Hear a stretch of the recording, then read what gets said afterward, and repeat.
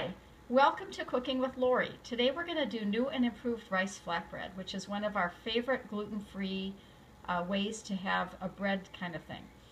I am Lori Kornblum, and I'm coming to you from Wisconsin Institute of Nutrition at www.nutritioninstitute.com. You can see our logo there. Look for it everywhere. You can find the recipe for rice flatbread on our website at nutritioninstitute.com/rice-flatbread.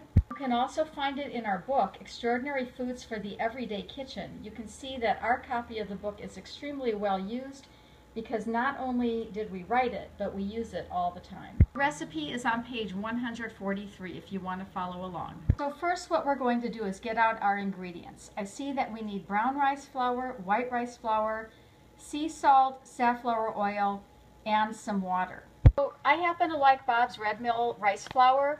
We do not get any money from Bob's Red Mill, but I do like the company, so I'm giving them a shout out. I have sea salt in my little salt container. We buy it in bulk, so I just put it in the container. Now I have some water. Now I have some safflower oil. It is very important when you get safflower oil to get 100% expeller pressed safflower oil. We happen to use Hain, but there are many other brands. One trick to cooking this rice flatbread is to get your pan hot before you actually cook it. We have an electric stove, so I put it on about 3.5, which for this stove is plenty hot. So I've just measured out a half a cup of brown rice flour. You can see you don't have to be too specific. Also measured out a half cup of white rice flour, and now I'm just mixing them around. And I'm also going to add the salt. The salt is a teaspoon. This little measuring that I have has been previously measured to be half a teaspoon, so I dump in 2 of those. And I mix it up. So now I take my measuring spoons and I measure out 3 tablespoons of safflower oil. That's 1. Dumped in the second one, and that's number 3. And now the trick is you mix everything up really quickly. So you can see that I'm mixing.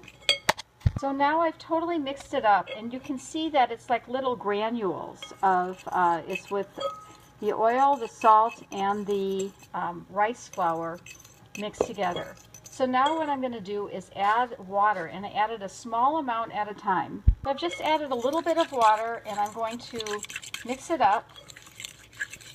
And I can see that it's still a little dry, so I'm going to add some more. The goal is to get it to a really pasty consistency. You can see when I pick it up with my hands, I can kind of mush it up a little bit.